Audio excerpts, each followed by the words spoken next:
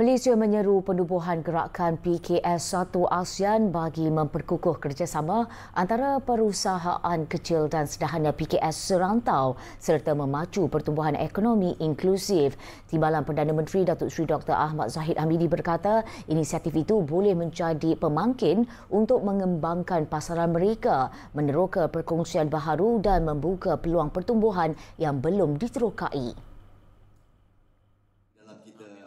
Datuk Seri Ahmad Zahid berkata ASEAN yang mempunyai pasaran dinamik dengan 680 juta penduduk menawarkan potensi besar kepada lebih 70 juta PKS di seluruh rantau ini.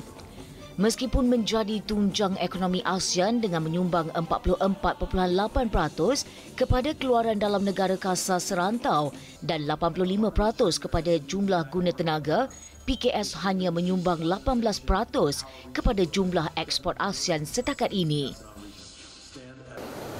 This highlights a tremendous opportunity waiting to be seized. Platforms such as SME, Venture and ASEAN 2025 are therefore not just exhibitions.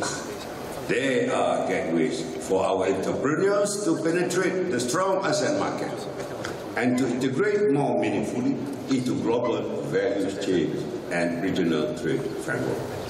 Datuk Seri Ahmad Zahid berkata demikian ketika berucap pada Majlis Perasmian SME Venture at ASEAN 2025 pada Khamis, dianjurkan Kementerian Pembangunan Usahawan dan Koperasi serta SME Corporation Malaysia yang menarik penyertaan 18 negara termasuk semua negara anggota ASEAN.